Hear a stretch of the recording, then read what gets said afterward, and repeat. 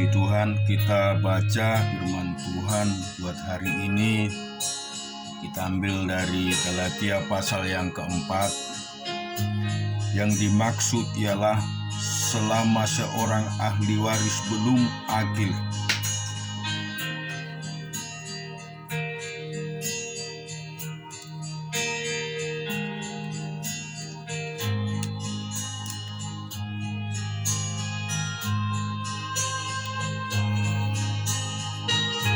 balik sedikit pun ia tidak berbeda dengan seorang hamba. Sungguh pun ia adalah tuan dari segala sesuatu, tetapi ia berada di bawah perwalian dan pengawasan sampai pada saat yang telah ditentukan oleh Bapaknya. Demikian pula kita, selama kita belum akil balik, kita takluk juga kepada roh-roh dunia. Tetapi setelah genap waktunya, maka Allah mengutus anaknya yang lahir dari seorang perempuan yang takluk kepada hukum Taurat. Ia diutus untuk menebus mereka yang takluk kepada hukum Taurat, supaya kita diterima menjadi anak. Dan karena kamu adalah anak, maka Allah telah menyuruh roh anaknya ke dalam hati kita, yang berseru, ya Aba, ya Bapa. Jadi kamu bukan lagi hamba, melainkan anak. Jikalau kamu anak, maka kamu juga adalah ahli waris oleh Allah.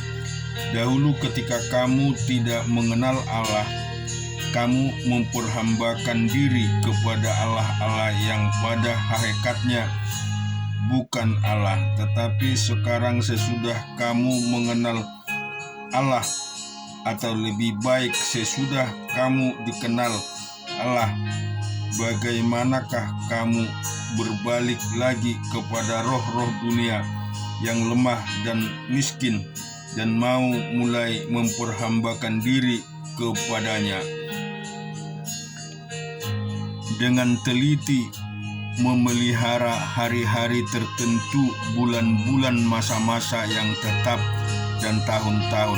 Aku khawatir kalau susah payahku untuk kamu telah sia-sia.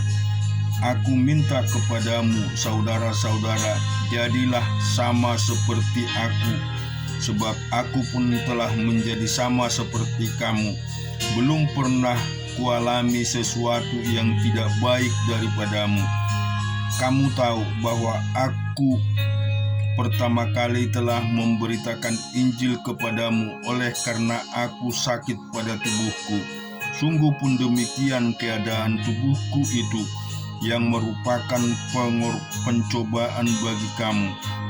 Namun kamu tidak menganggapnya sebagai sesuatu yang hina dan yang jijikkan, tetapi kamu telah menyambut aku sama seperti menyambut seorang malaikat Allah, malahan sama seperti menyambut Kristus Yesus sendiri.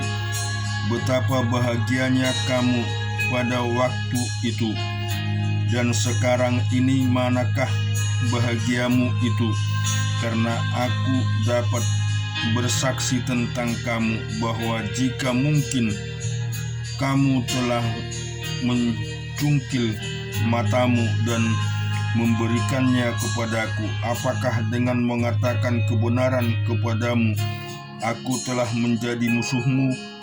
Mereka yang giat berusaha untuk menarik kamu, tetapi tidak dengan tulus hati, karena mereka mau mengucilkan kamu, supaya kamu dengan giat mengikuti mereka. Memang baik kalau orang dengan giat berusaha menarik orang lain dalam perkara-perkara yang baik, asal pada setiap waktu, dan bukan hanya bila aku ada di antaramu, hai anak-anakku. Karena kamu, aku menderita sedikit bersalin lagi, sampai rupa Kristus menjadi nyata di dalam kamu. Betapa rinduku untuk berada di antara kamu pada saat ini dan dapat berbicara dengan suara yang lain, karena aku telah habis akal menghadapi kamu. Katakanlah kepadaku, hai kamu yang mau hidup di bawah hukum Taurat, tidakkah kamu mendengarkan hukum Taurat? Bukankah ada tertulis bahwa Abraham mempunyai 2 anak, seorang dari perempuan yang menjadi hambanya dan yang seorang dari perempuan yang merdeka? Tetapi anak dari perempuan yang menjadi hambanya itu diperanakkan menurut daging, dan anak dari perempuan yang merdeka itu oleh karena janji. Ini adalah suatu kiasan, sebab kedua perempuan itu adalah 2 ketentuan Allah. Yang satu berasal dari Gunung Sinai dan yang melahirkan anak-anak perhambaan, itulah Hagar. Hagar ialah Gunung Sinai di tanah Arab, dan ia sama dengan Yerusalem yang sekarang, karena ia hidup dalam perhambaan dengan anak-anaknya.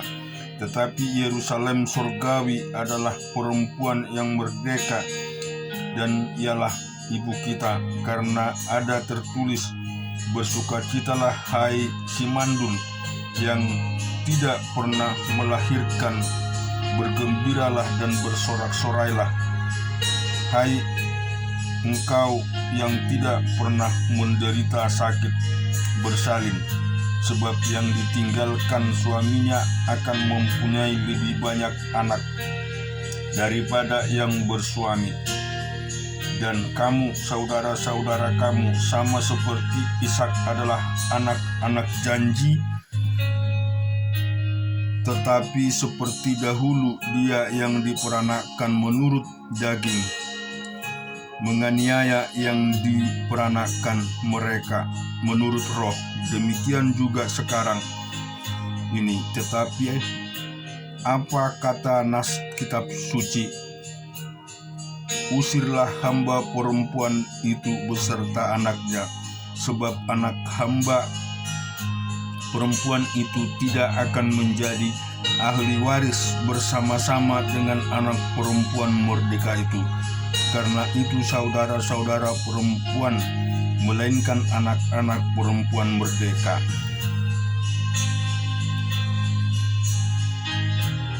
Kita juga akan baca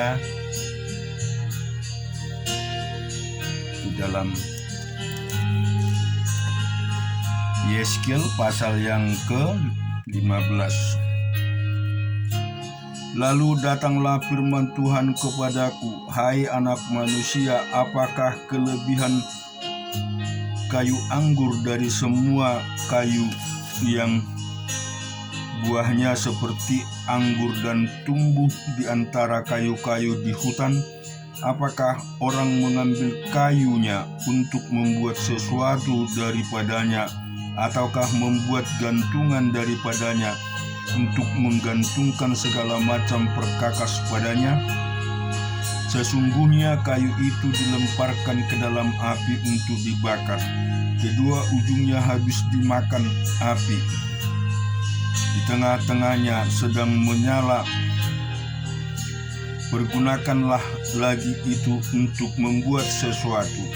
Lihat, sedang waktu ia masih utuh, tidak dipakai untuk sesuatu, apalagi sesudah dipakai api dan terbakar. Apakah masih dapat lagi dipakai untuk sesuatu? Oleh sebab itu beginilah firman Tuhan Allah, seperti kayu anggur di antara kayu-kayu di hutan yang kulemparkan ke dalam api untuk dibakar, begitulah aku lakukan terhadap penduduk Yerusalem. Aku sendiri akan menentang mereka, walaupun mereka luput dari api, tetapi api akan memakan mereka, dan kamu akan mengetahui bahwa akulah Tuhan pada saat aku menentang mereka, dan aku menjadikan negeri itu sunyi sepi, oleh karena mereka berubah setia. Demikianlah firman Allah. Dalam Ratapan pasal yang keempat, sungguh pudar emas murni itu berubah, batu-batu suci itu terbuang di pojok tiap jalan. Anak-anak Sion yang berharga yang seimbang dengan emas tua, sungguh mereka dianggap belanga-belanga tanah buatan tangan tukang periuk. Serigala pun memberikan teteknya dan menyusui anak-anaknya, tetapi putri bangsaku telah menjadi kejam seperti burung unta di padang pasir. Lidah bayi melekat pada langit-langit karena haus, karena kanak meminta roti, tetapi tak seorang pun yang memberi. Yang biasa makan yang sedap-sedap mati bulur di jalan-jalan, yang biasa duduk di atas bantal karmiji terbaring di timbunan sampah. Kedurjanaan putri bangsaku melebihi dosa Sodom, yang sekejap mata dibongkar bangkir tanpa ada tangan yang memukulnya. Pemimpin-pemimpin lebih bersih dari salju dan lebih putih dari susu, tubuh mereka lebih mereka daripada merjan. Seperti batu nilam mereka, sekarang rupa mereka lebih hitam daripada jelaga. Mereka tidak kenal jalan-jalan, kulit mereka berkerut pada tulang-tulangnya, mengering seperti kayu. Lebih bahagia mereka yang gugur karena pedang daripada mereka yang tewas karena lapar, yang merana dan mati sebab tak ada hasil ladang. Dengan tangan sendiri wanita yang lemah lembut memasak kanak-kanak mereka untuk makan mereka. Tak kalah runtuh putri bangsaku. Tuhan melepaskan segala amarahnya, mencurahkan murka yang menyala-nyala dan menyalakan api di Sion yang memakan dasar-dasarnya. Tetapi percaya raja-raja di bumi pun, seluruh penduduk dunia, bahwa lawan dan seteru dapat masuk ke dalam gapura-gapura Yerusalem.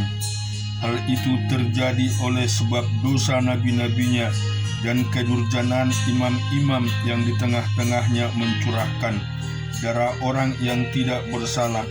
Mereka terhuyung-huyung seperti orang buta di jalan-jalan cemar oleh darah, sehingga orang tak dapat menyentuh pakaian mereka. Singkir najis, kata orang kepada mereka, singkir, singkir, jangan sentuh. Lalu mereka lari dan mengembara, maka berkatalah bangsa-bangsa, mereka tak boleh tinggal lebih lama di sini. Tuhan sendiri mencerai-beraikan mereka, tak mau lagi ia memandang mereka. Para imam tidak mereka hormati, dan orang-orang tua tidak mereka kasihani. Selalu mata kami merindukan pertolongan, tetapi sia-sia dari menara penjagaan kami menanti-nantikan suatu bangsa yang tak dapat menolong. Mereka mengintai langkah-langkah kami, sehingga kami tak dapat berjalan di lapangan-lapangan kami. Akhir hidup kami mendekat, hari-hari kami sudah genap, ya akhir hidup kami sudah tiba. Pengejar-pengejar kami lebih cepat daripada burung Raja Wali di angkasa. Mereka memburu kami di atas gunung-gunung, menghadang kami di padang gurun. Orang yang diurapi Tuhan, napas hidup kami tertangkap dalam pelubang mereka. Dia yang kami sangka dalam naungan kami akan hidup di antara bangsa-bangsa. Bergembira dan bersukacita, hai putri Edom, engkau yang mendiami tanah Us, juga kepadamu piala akan sampai. Engkau akan jadi pemabuk lalu menelanjangi dirimu. Telah hapus kesalahanmu, putri Sion. Tak akan lagi Tuhan membawa engkau ke dalam pembuangan, tetapi kesalahan putri Edom akan dibalasnya, dan dosa-dosamu akan disingkapkannya. Kita juga baca kebenaran firman Tuhan di 2 Samuel pasal yang ke-23. Inilah perkataan Daud yang terakhir, tutur kata Daud bin Isai dan tutur kata orang yang diangkat tinggi, orang yang diurapi Allah Yakub, pemazmur yang disenangi di Israel. Roh Tuhan berbicara dengan perantaranku, firman-Nya ada di lidahku. Allah Israel berfirman, gunung batu Israel berkata kepadaku, apabila seorang memerintah manusia dengan adil, memerintah dengan takut akan Allah, ia bersinar seperti fajar di waktu pagi. Pagi yang tidak berawan, yang sesudah hujan membuat berkilauan rumput-rumput di tanah. Bungkamkah seperti itu keluargaku di hadapan Allah? Sebab ia menegakkan bagiku suatu perjanjian kekal, teratur dalam segala-galanya dan terjamin.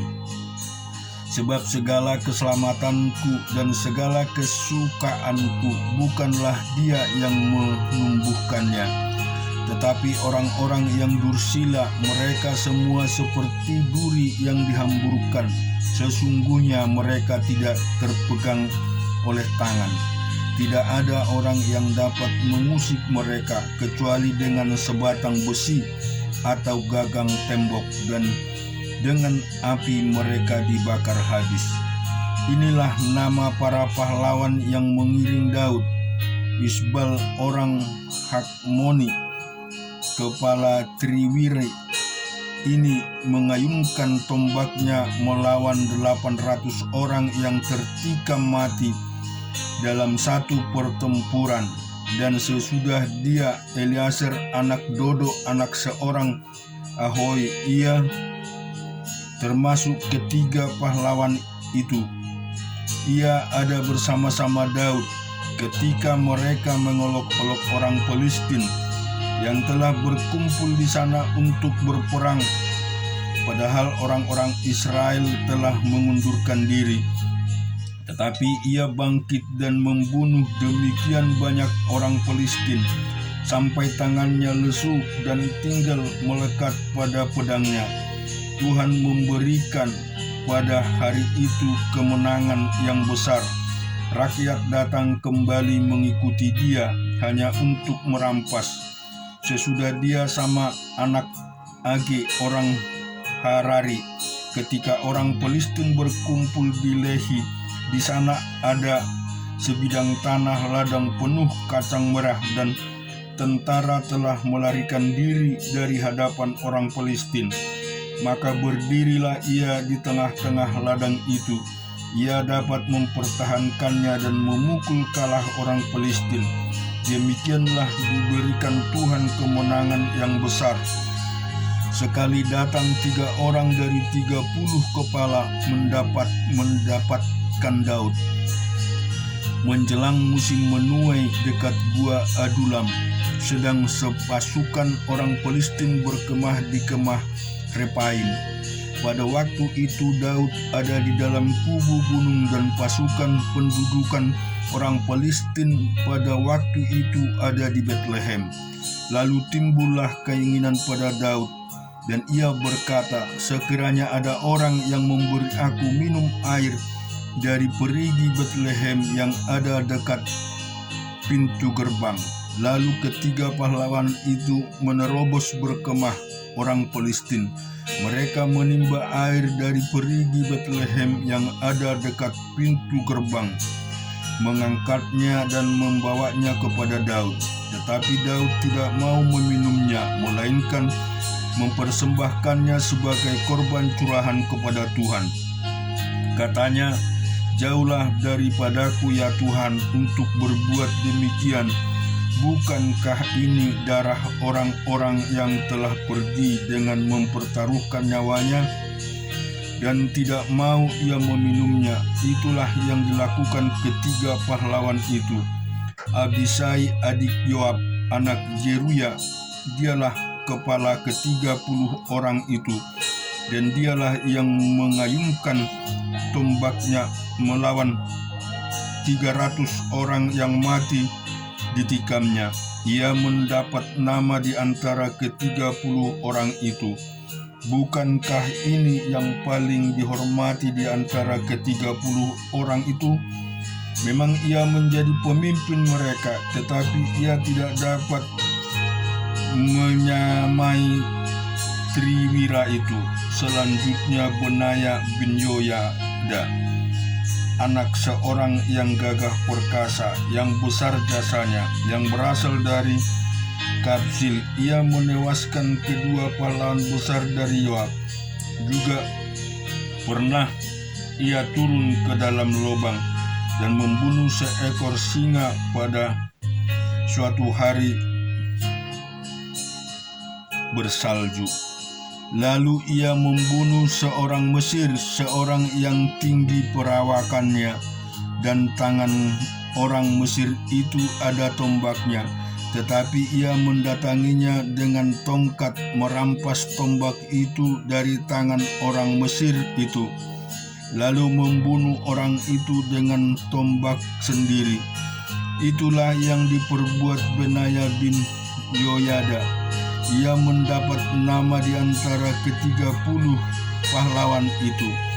Di antara ke-30 orang itu, ia paling dihormati, tetapi ia tidak dapat menyamai Triwira. Dan Daud mengangkat dia mengepalai pengawalnya. Asael saudara Yoab ada di antara ke-30 orang itu. Selanjutnya Elhanan bin Dodo dari Betlehem, Sama orang Harod, Elika orang Harod, Heles orang Palti, Ira anak Ikes orang Tekoa, Abieser orang Anatot, Mebunai orang Husa, Zalmon orang Ahoy, Maharai orang Netopa, Heleb anak Baana orang Netopa, Itai bin Ribai dari Gibea orang Benyamin, Benaya orang Piraton, Hidai dari lembah-lembah Gaas, Abialbon orang Bet Araba, Asamwet orang Bahurim, Eliahba orang Salbon, Yasien orang Guni, Yonatan anak